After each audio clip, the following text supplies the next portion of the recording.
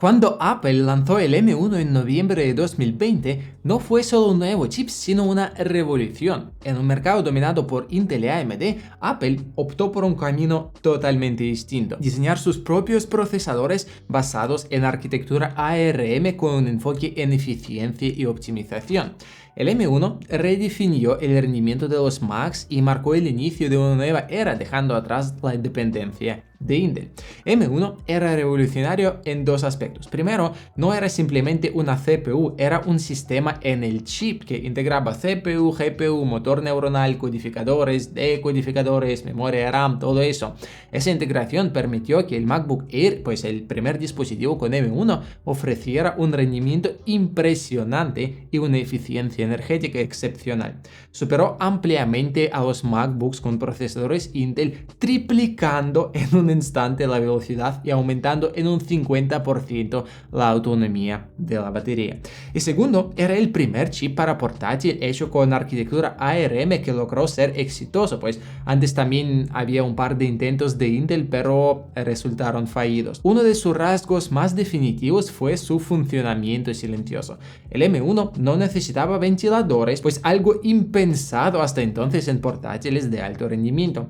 Eso, sumado a su potencia muy alta, atrajo incluso a usuarios que antes no consideraban comprar MacBooks. La arquitectura ARM trajo consigo ventajas notables, pues menor consumo energético, mayor rendimiento por vatio y un diseño más limpio, libre de lastre del código heredado de x86. Al controlar tanto el hardware como el software, Apple pudo optimizar completamente su sistema operativo y apps para aprovechar al máximo del M1, después M2, M3, M4, etc. Sin embargo, tras el M1 las mejoras fueron más discretas. El M2, fabricado con el proceso tecnológico de 5 nanómetros N5P, ofrecía solo como 10% más de rendimiento, que no es tanto. Aunque era más eficiente, no supuso un cambio tan disruptivo como el M1 contra los procesadores Intel. El M3, fabricado con el proceso de 3 nanómetros N3B, prometía más, pero sus avances fueron también muy limitados, pues menor ganancia en rendimiento multihilo y menor densidad de transistores de la esperada. El chip M3, presentado en octubre de 2023, pues 3 años después del lanzamiento del M1 original, al parecer representaba un paso técnico muy importante en la evolución de Apple Silicon al ser el primer procesador de Apple fabricado con tecnología de 3 nanómetros de TSMC. Esa transición al proceso de 3 nanómetros permitió aumentar la densidad de transistores hasta los 25.000 millones frente a 20.000 millones en M2, lo que claro que tradujo en una mayor eficiencia energética y más capacidad de cómputo en un espacio reducido. Y en cuanto al rendimiento, el M3 ofrece mejoras notables. Según los datos de Apple, el M3 proporcionaba hasta 20% más rendimiento en CPU respecto al M2 y hasta 40% más rápido en GPU, especialmente gracias a la introducción de Dynamic Caching y soporte de Ray Tracing acelerado por hardware. Pero en pruebas reales, como por ejemplo Geekbench 6, el M3 alcanza aproximadamente 3.000 puntos en single core y alrededor de 11.700 puntos en multicore, superando al M4 en tan solo como 15-20% como máximo. Con el M3, Apple apresuró un poco con pasar al proceso tecnológico de 3 nanómetros, especialmente frente al Snapdragon XL de Qualcomm y los intentos de Intel de mantenerse relevante con nuevos desarrollos x86, porque claro, Apple quiso no quedarse atrás y seguir siendo el líder de la industria. Y tras esas mejoras moderadas del M2 y M3, Apple presentó el M4 en la primavera de 2024, inicialmente en el iPad Pro y más tarde en MacBooks Pro y ahora en los MacBooks Air también. Este chip marcó un verdadero avance respecto al M3, especialmente en términos de eficiencia y rendimiento. Uno de los cambios más destacados fue el aumento de ancho de banda de memoria de 100 gigabits por segundo en el M3 a 120 gigabits por segundo en M4, lo que mejora la gestión de tareas complejas y cargas de trabajo pesadas. Además, la configuración base de RAM en los MacBooks pasó a ser de 16 GB, optimizando también multitarea. El M4 también adoptó un nuevo proceso de fabricación N3E, aún dentro del proceso tecnológico de N3, pero más avanzado y eficiente que el N3B del M3. Esa arquitectura no solo reduce el consumo energético, sino también los costos de fabricación y los riesgos de fallos a largo plazo. Aunque la densidad de transistores bajó ligeramente. El M4 es el chip más robusto que por ahora tiene Apple. Otro gran cambio fue el aumento de número de núcleos de la CPU. En comparación con el M3, M4 incluye 2 núcleos adicionales, mejorando tanto el rendimiento de un solo hilo como en tareas multi-hilo.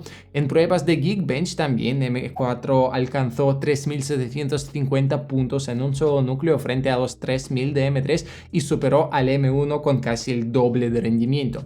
Pues el M4 es el avance más significativo desde el M1 y para quienes aún usan equipos de 2020, este es un excelente momento para la actualización, creo. El futuro ya apunta hacia M5, que deben presentar el otoño que viene, 2025. Es un chip que promete consolidar aún más liderazgo de Apple, aunque seguirá en la arquitectura de 3 nanómetros, pasará al proceso N3X de tercera generación, priorizando eficiencia y rendimiento. Apple ha decidido posponer la transición hacia 2 nanómetros para optimizar primero el diseño de 3 nanómetros y reducir los costes de producción. Entre sus novedades clave, el M5 implementará la tecnología System on an Integrated Chip, sistema en el chip integrado, pues es una técnica de empaquetado 3D que permite apilar verticalmente componentes, mejorando la disipación térmica y reduciendo el consumo. Esa innovación será crucial para los M5 Pro, M5 Max y Ultra, que además separarán físicamente la CPU de la GPU, lo cual mejorará el rendimiento gráfico y eficiencia de procesos de inteligencia artificial. Pues la separación de CPU de la GPU podría mejorar el rendimiento en tareas específicas y optimizar el procesamiento de IA, pero me vas a decir, en 2020 fue una revolución que unieron CPU, gráfica, motores neuronales, todo en un solo chip. Y en 2025 otra vez es una revolución, sino en dividirlas. Suena un poco irónico, pero así es, porque la IA es la exigencia número 1 de los años que vienen, exige mucha gráfica, mucha potencia de gráfica y como consecuencia pues necesita gráfica separada, porque obviamente una GPU separada puede ocupar más espacio y así ser más potente por ser físicamente más grande. Sin embargo, esa evolución tampoco está exenta de desafíos. La ley de Moore, que predice la duplicación de transistores cada 2 años, ya está llegando a sus límites físicos. Por cierto, del final de la ley de Moore tengo un vídeo separado, debería estar aquí. Aunque los chips de 3 nanómetros han ofrecido mejoras, ya no son tan radicales como en el pasado. La miniaturización extrema se complica y las ganancias son cada vez más modestas. Apple quiso fabricar los chips M5 de 2 nanómetros, pues no fabricar, sino pedir a TSMC que fabriquen los chips de 2 nanómetros para ellos, pero TSMC ya no quiere cometer el mismo error como con M3, cuando apresuraron a pasar de 5 nanómetros a 3 nanómetros.